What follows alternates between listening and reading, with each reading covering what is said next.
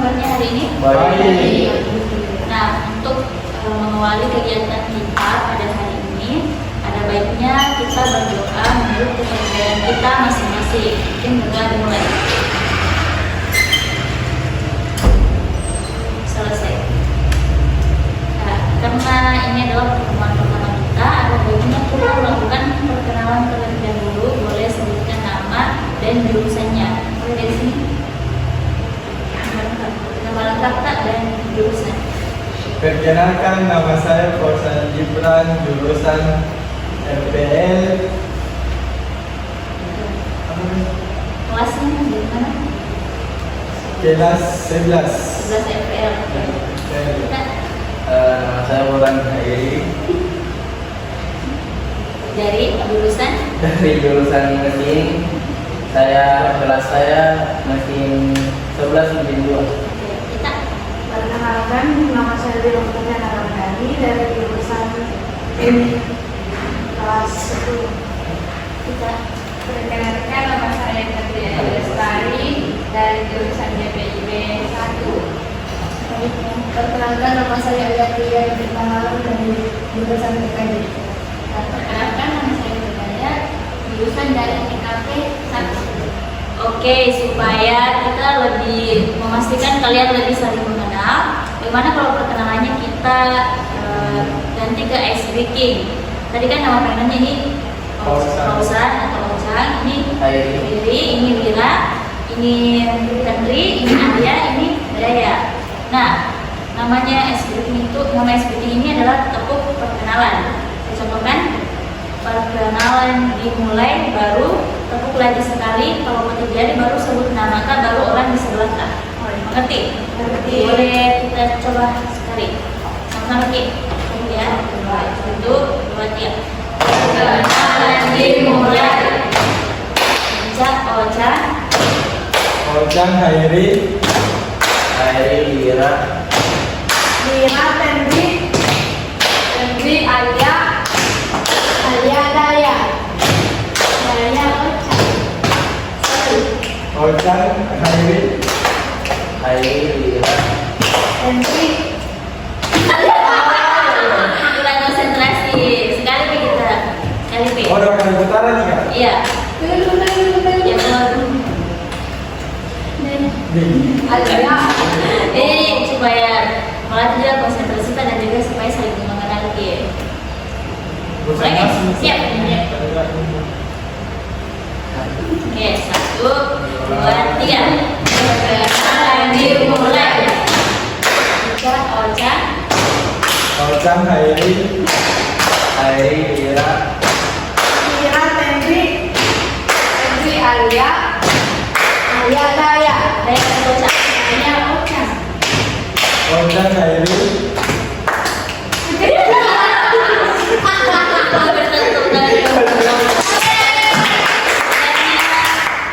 Pertama lancar walaupun yang kedua konsentrasinya sudah buyar.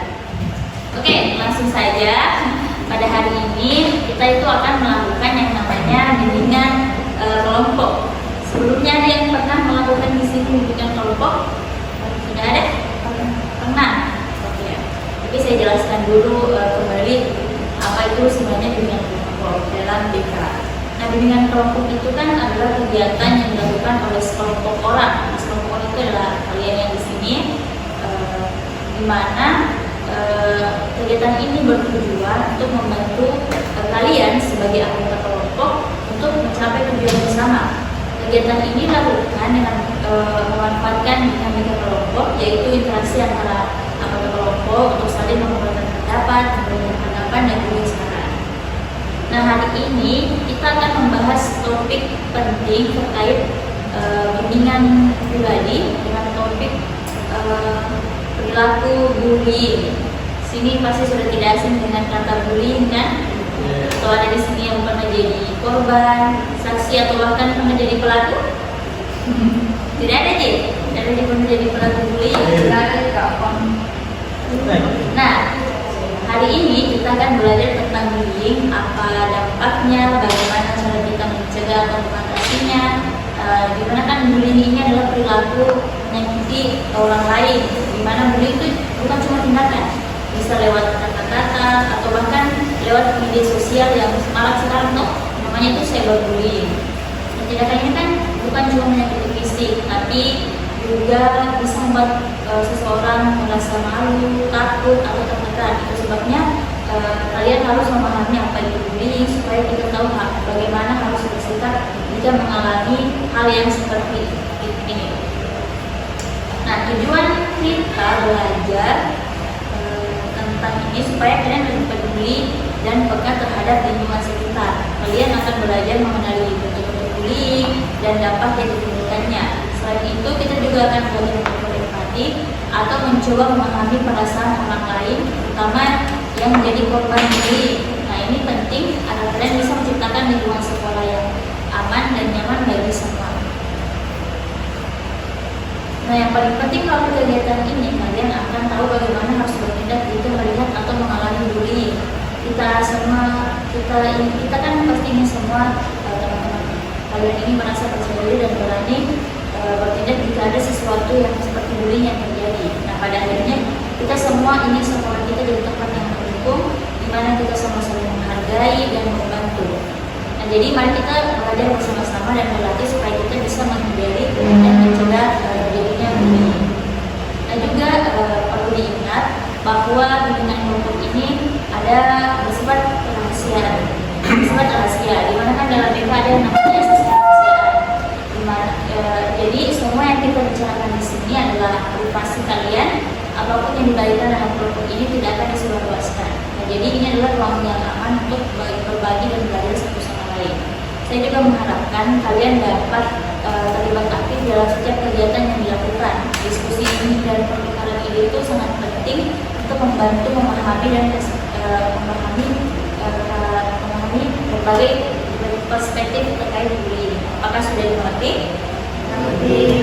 Apakah kalian sudah siap mengikuti kegiatan hari ini? Siap. Oke, di sini saya akan menanyakan satu video terkait bullying sebagai materi pertama.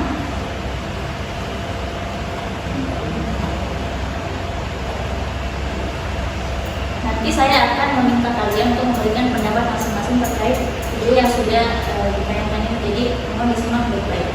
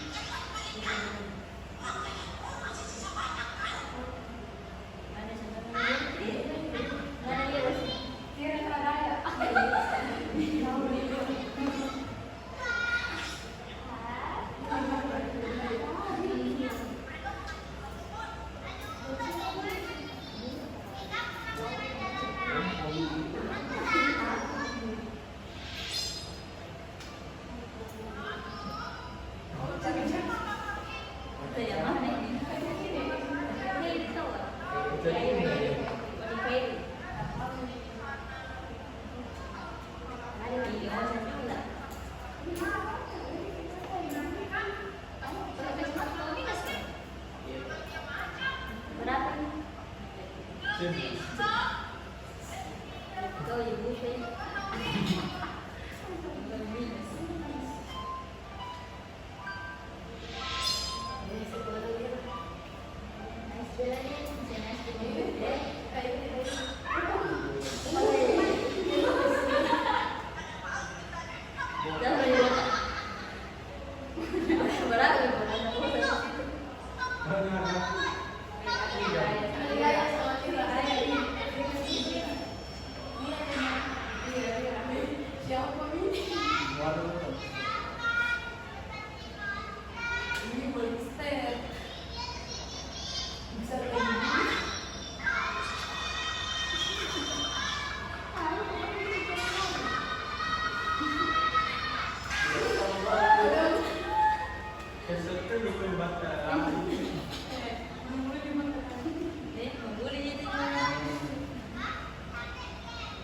Bukan begitu kalau perlu dia.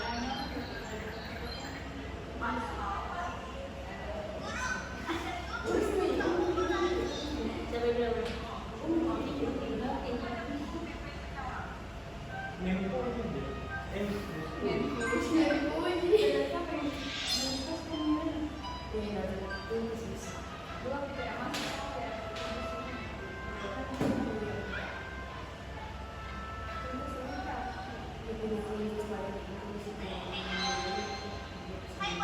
Bagaimana kabarmu? Baik-baik saja kok. Maaf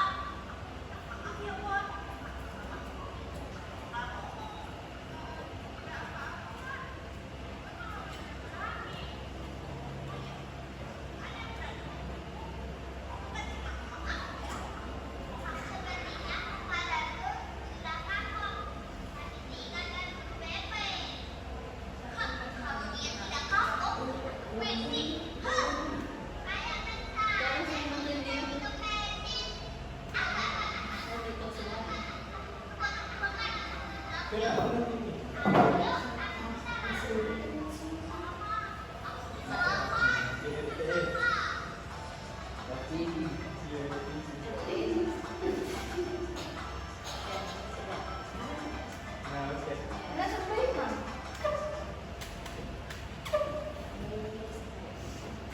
Nah, kalian kan sudah menonton tadi video terkait bobotnya dibully. Nah, mungkin saya bisa minta pendapat dari masing-masing kalian terkait bagaimana video tadi. Siapa bisa bilang saya? Video ini membuat saya sadar bahwa bullying bukan hanya tentang tindakan fisik atau kata-kata kasar, tapi juga bagaimana hal itu bisa menghancurkan perasaan seseorang. Saya tidak pernah menyangka bahwa hal-hal yang terlihat sepele seperti ejekan kecil ternyata bisa sangat menyakitkan bagi orang yang mengalaminya. Melihat korban dalam video itu mengalami kesedihan dan isolasi membuat saya berpikir dua kali sebelum berbicara dengan orang lain, karena saya tidak ingin menjadi sumber luka bagi mereka. Ada yang lain bisa? Boleh? Saya merasa bahwa teman-teman di sekitar korban punya peran besar dalam mencegah atau menghentikan bullying. Dari video, saya melihat bahwa korban sebenarnya hanya ingin memiliki teman yang bisa mendukungnya. Jika kita semua bisa saling peduli dan berani berbicara ketika melihat bullying, saya yakin kita bisa membantu mereka yang menjadi korban. Jadi, saya merasa penting untuk mendukung teman yang membutuhkan dan berani menegur pelaku bullying agar dia menyadari kesalahannya. Video ini membuat saya berpikir tentang pengalaman saya sendiri di mana saya pernah merasa diabaikan atau dipermalukan oleh teman itu. Adalah perasaan yang tidak enak dan saya bisa merasakan bagaimana sulitnya bagi korban bullying dalam video itu. Ini mengingatkan saya untuk tidak memperlakukan orang lain dengan cara yang sama. Terkadang kita tidak sadar bahwa tindakan atau perkataan kita bisa membuat orang lain merasa tertekan atau tersisih.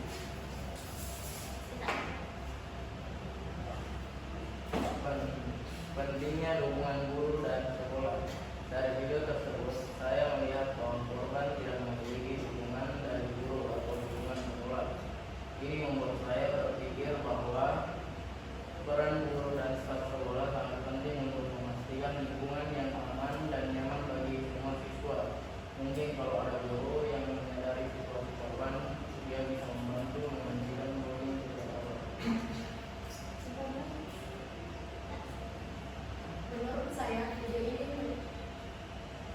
Menurut saya video ini mengajarkan kita semua untuk lebih menghargai perbedaan dan keunikan masing-masing orang. Seringkali bullying terjadi karena orang berbeda atau tidak mengikuti norma yang dianggap biasa oleh sebagian orang. Saya belajar bahwa menghargai perbedaan adalah langkah pertama untuk melindungi orang apa adanya. Kita bisa membuat lingkungan yang lebih baik dan menentukan keadaan. Saya merasa terinspirasi untuk menjadi pribadi yang berhati, terutama dalam membela kebenaran dan membantu orang lain. Dalam video, saya melihat bagaimana korban merasa sendiri karena tidak ada yang mau membelanya. Ini membuat saya ingin menjadi orang yang berbeda, yang berani, yang berbeda, mendukung teman-teman yang mengalami situasi sulit. Saya pikir kita semua bisa membantu menghentikan bullying jika kita berani bertindak meskipun itu sulit. Oke, jadi itu adalah tanggapan kalian terkait itu yang sudah ditayangkan. Ya, di sini kalian sudah mengerti ya sebenarnya bagaimana perilaku bullying itu. Di sini ada lebih jelasnya, saya jelaskan terkait bullying. Bullying itu adalah tindakan penyalahgunaan kekuasaan untuk melukai individu atau baik kelompok, baik itu secara verbal, fisik maupun psikologis, sehingga korban merasa tertekan, trauma dan tidak berdaya. Nah, bullying kan dalam bahasa Indonesia disebut dengan penindasan atau merusak, di mana di situ mencapai berbagai bentuk kekerasan atau penindasan yang dilakukan secara sengaja oleh pelaku yang merasa lebih kuat terhadap orang lain dengan tujuan untuk menyakiti dan dilakukan secara berulang.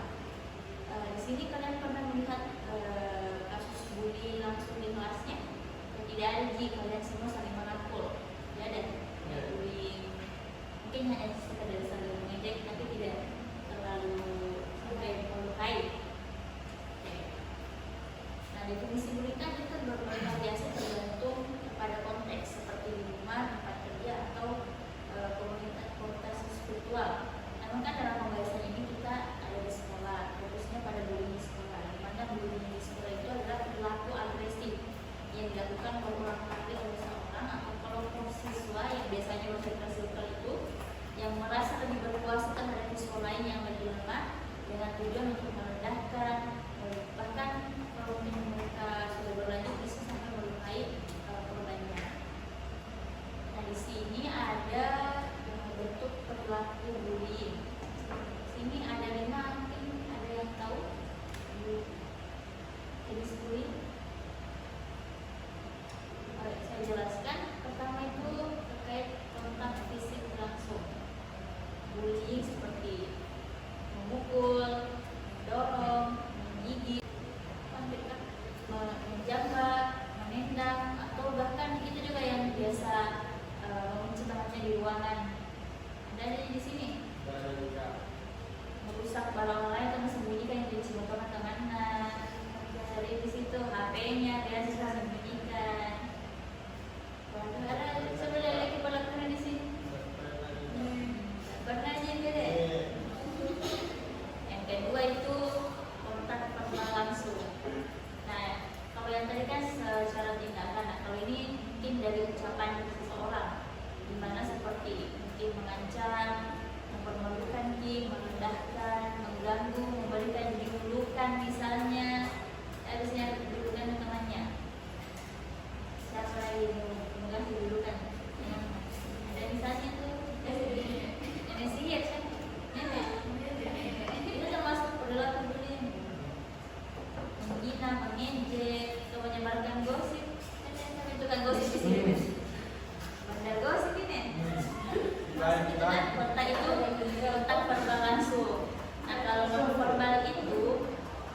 biasa kalau ada lewat memberikan tatapan sinis ke seseorang, baru kita lihat itu non verbal lah, tidak langsung, non verbal langsung menunjukkan ekspresi kayak tidak bersuka mengancam. Nah itu namanya perilaku non verbal langsung. Nah sedangkan non verbal tidak langsung itu, misal kalian di kelas ada satu orang yang suka mendiamkan baru manipulasi yang lain kayak kucilkan gitu, ngomong itu masuk perilaku non verbal tidak langsung. Nah ini yang terakhir yang sering mungkin melakukan ini orang, biasa juga bisa dilakukan kepada artis yang tidak disuka atau saudara-saudara yang tidak suka. Namanya itu cyberbullying. Bisa berikan komentar di kolom komen artis atau selebgram atau mungkin patik yang berkabeh. Itu termasuk cyberbullying. Atau mungkin kasih video medit jadi jalan sih pernah jadi korban tau? Saya apa bisa jelasin? Saya pakai lama. Yes. Gimana cara anak beda kelas?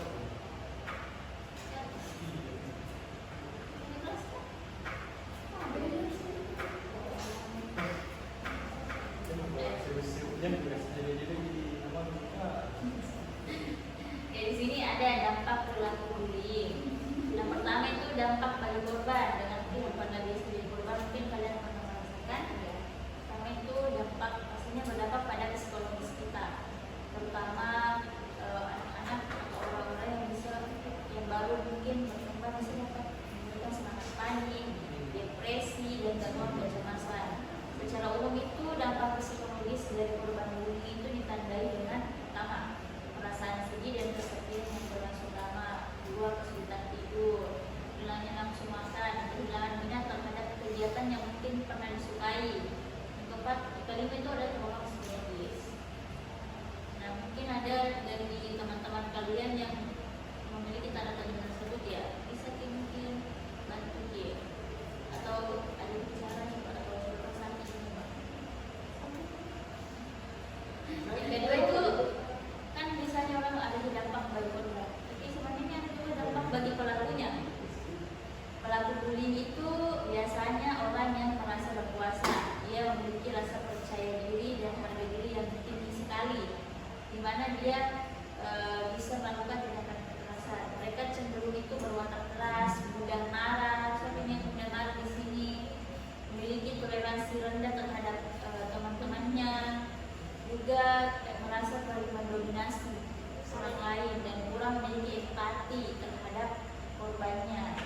Di mana dengan dia melakukan bullying, mereka merasa memiliki kendali atas suatu situasi. Nah, jika perilaku ini tidak diatasi, mungkin bullying dapat berkembang menjadi kekerasan yang lain, termasuk kekerasan terhadap anak dan mungkin perilaku kriminal yang lebih berani bagi pelakunya. Jadi bukannya dia korbannya dapat dampak, tapi pelakunya. Kemudian dampak bagi kita yang menyaksikan bullying secara langsung, ngantuk ya. Nah, jika bullying ini dibiarkan tanpa tindakan lanjut, di mana siswa lain yang menyaksikan bisa menganggap bahwa perilaku tersebut itu normal atau biasa dilakukan, diterima secara sosial. Nah, dalam beberapa situasi, mungkin siswa memilih untuk bergabung dengan pelaku karena takut menjadi korban berikutnya, sementara yang lainnya hanya akan diam dan tanpa berbuat apa-apa, bahkan merasa tidak perlu menghentikannya. Jadi ya dia sedang mendengar maksudnya, yang penting merasa yang penting bukan saya yang dibully, asal melihat dia tidak ditegur, bahkan tidak mungkin menghentikan karena takutnya jadi korban berikutnya. Oke, di sini saya akan memberikan contoh kasus di mana kalian akan memberikan tanggapan terkait kasus pertama yang saya kirimkan. Sudah ada di mana saya bagi dua kelompok ya, akan dilakukan di sini 3 orang, kelompok kedua 3 orang juga. Nah, kasus pertama itu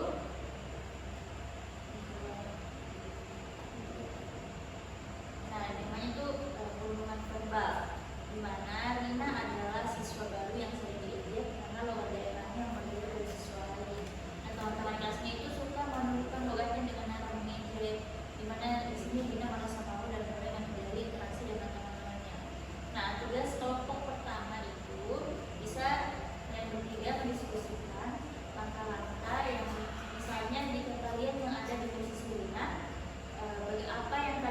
lakukan untuk menghadapi situasi tersebut? Bisa? Saya kasih waktu 5 menit Kak. Nah, sedangkan untuk kelompok kedua, kasusnya itu cyberbullying. Nah, di sini situasinya itu kita sebut bully, di mana bully sering menerima pesan-pesan negatif di media sosialnya, di mana pesan-pesan itu dari akun anonim ataupun spam, di mana pesan-pesan itu bisa mengkritik penampilan bully bahkan prestasi akademiknya. Nah, ini membuat bully stres dan menjadi kehilangan semangat belajar.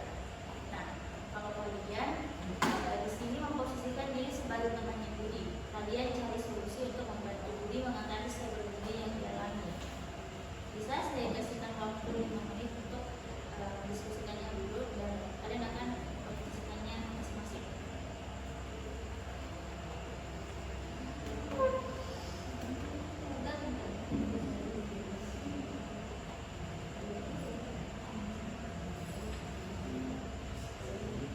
Nah, selagi kalian diskusi, saya jelaskan terkait langkah-langkah pemecahan masalah yang saya sampaikan dalam diskusi ini. Yang pertama itu ada baiknya kalian mengidentifikasi masalah, di mana kalian harus mengenali apa masalah utama yang dihadapi oleh korban. Yang kedua, kalian memulai merumuskan solusi. Kalian diskusi tentang berbagai cara yang dapat membantu korban, kalau kita sebagai temannya atau sebagai korban kita bagaimana kita menghadapi dan menyelesaikan masalah tersebut. Kemudian kedua, penyusunan tindakan konkret. Kalian membuat rencana langkah-langkah praktis, misalnya berbicara dengan pihak yang berwenang seperti guru, memberikan hubungan kepada korban atau mendiskusikan batasan personal.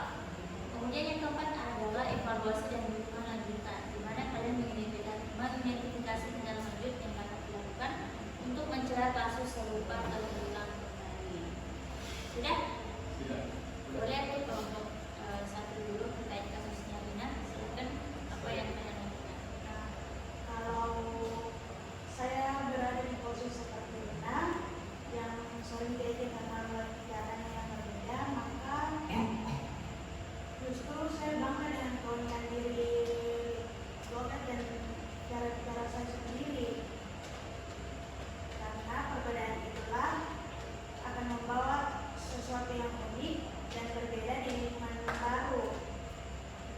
Ingat bahwa gak ada yang salah dengan logat, bahkan itu bisa jadi kelebihan yang bikin kamu berbeda dari yang lain.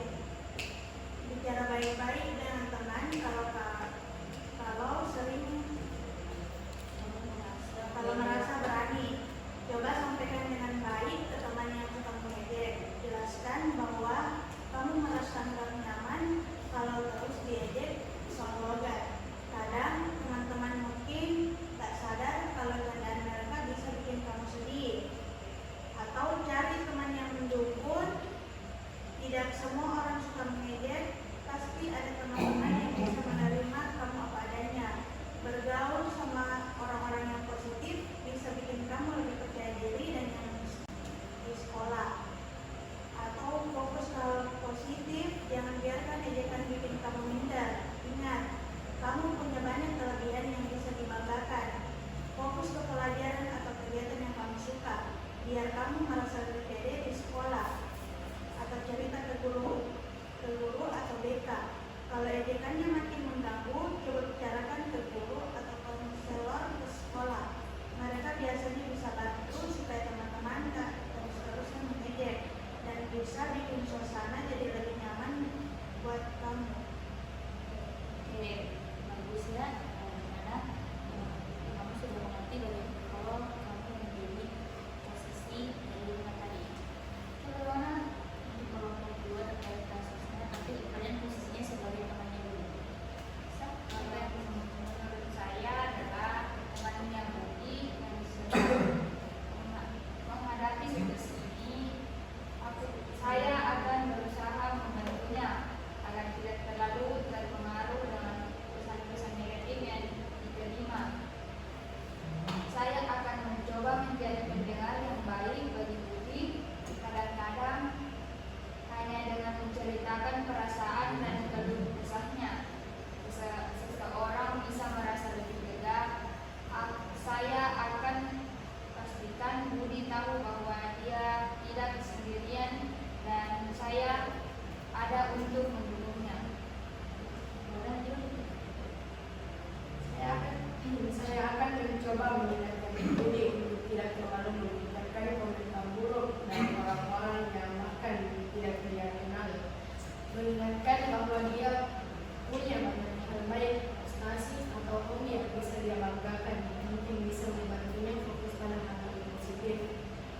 pengemudi merasa tertekan karena pesan di media sosial, saya akan menyarankan dia untuk membatasi waktu bermain di media sosial atau kalau perlu beristirahat sementara dari aplikasi tersebut. Ini bisa membantu agar pikirannya tidak terus-terusan terpengaruh oleh komentar negatif. Saya akan memberitahu Budi bahwa penampilan dan presentasi bukanlah segalanya. Yang lebih penting adalah bagaimana dia berusaha dan keunikan yang ada pada dirinya. Saya akan berusaha membantu Budi agar kembali percaya diri dan ingat dengan hal-hal yang menjadi kekuatannya. Saya juga akan menyarankan Budi untuk memanfaatkan fitur laporan di media sosial untuk akun-akun anonim yang membantunya. Bila perlu, kami bisa melibatkan guru atau orang dewasa yang bisa membantu menangani masalah ini dengan lebih serius agar situasi ini tidak terjadi. Oke, terima kasih atas semua tanggapannya. Mana di sini diharapkan dari pemberian contoh kasus tadi dan memberikan POV dari korban bagi teman-teman, kalian lebih mengetahui bagaimana sebenarnya kasus ini itu. Gimana kalau kalian jadi korban, kalian harus bagaimana? Kalau kalian menjadi korban harus bagaimana? Atau bahkan kalau kalian yang menjadi pelaku juga mengetahui apa yang harus dilakukan untuk bisa menindaklanjuti kalau kalian tidak menyadari bahwa pelaku bully itu tidak benar dilakukan di sekolah. Oke, karena bagaimana Gigi? Tiga. Oke, karena kita terbatas waktu, sebelumnya maaf kalau kita lupa terkait dengan hanya 30 menit. Mungkin ini kita cukupkan, tapi sebelum itu saya ingin mengajak kalian salah satu dari kalian untuk menyampaikan terkait aktivitas yang sudah dilakukan hari ini.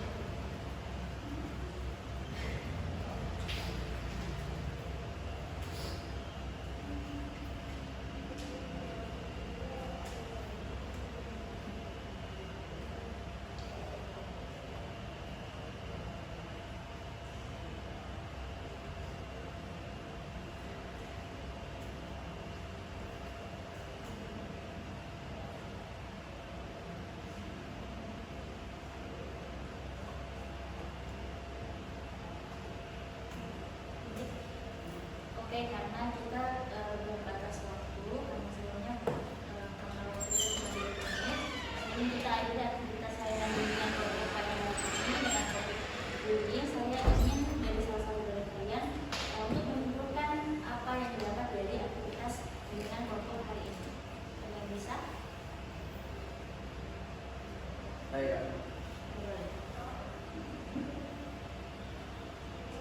aktivitas layanan bimbingan konseling atau tingkat BK dengan topik bullying memberikan banyak manfaat yang sangat berarti bagi kami.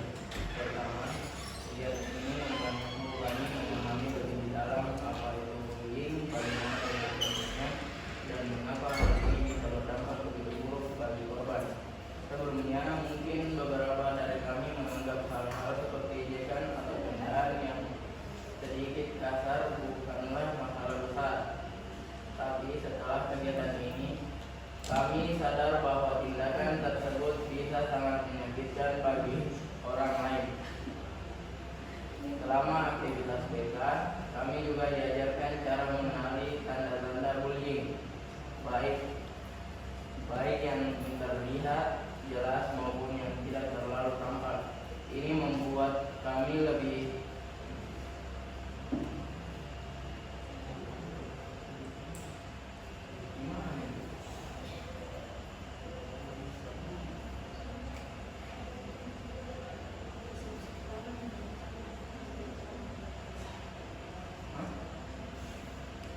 Selama aktivitas TK, kami juga diajarkan cara mengenali tanda-tanda bullying, baik yang terlihat jelas maupun yang tidak selalu tampak.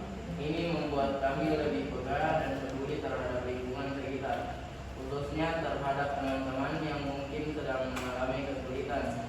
Kami merasa lebih tahu harus berbuat apa ketika melihat teman yang sedang dibully atau bahkan saat kami sendiri yang menjadi korban.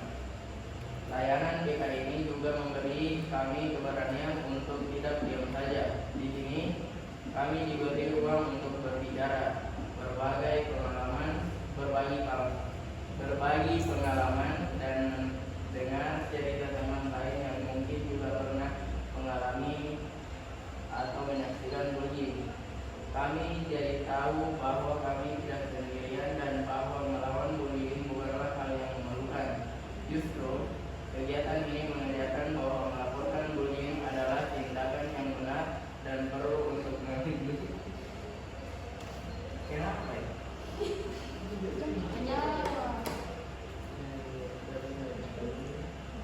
Yang benar dan perlu untuk melindungi diri dan teman-teman. Selain itu, aktivitas BK ini membuat kami merasa lebih dekat dengan Sudah? Panjang sekali, guys. Saya Dan terima kasih Ustaz atas kesimpulan dari kegiatan aktivitas ini. Mungkin masih belum ada lagi. Mungkin jika kalian mengalami atau mungkin menjadi saksi terkait bullying, kalian bisa tahu apa yang harus dilakukan. Jadi kalian diharapkan menjadi siswa yang saling menghargai, saling mengayomi tanpa ada melakukan bullying. Bisa dimengerti? bisa. Oke, sebelum kita akhiri kegiatan hari ini, baiknya kembali kita berdoa sudah membaca.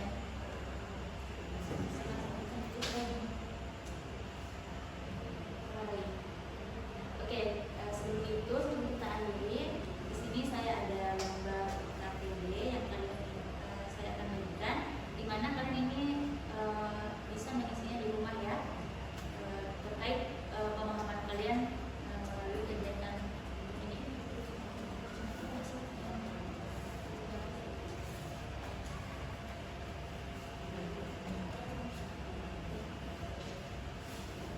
Oke, dapat? Ya. Oke, sebelum kita tutup ini ada baiknya kita berdoa sudah membaca kita masing-masing. Berdoa dimulai. Selesai. Oke, untuk pelayanan kegiatan selanjutnya, pelayanan dengan kelompok selanjutnya mungkin kita akan jadwalkan ulang. Saya akan infokan di grup WA ya, atau ke temannya saja. Oke, terima kasih semua atas perhatiannya. Mohon maaf atas segala kekurangan. Assalamualaikum warahmatullahi wabarakatuh.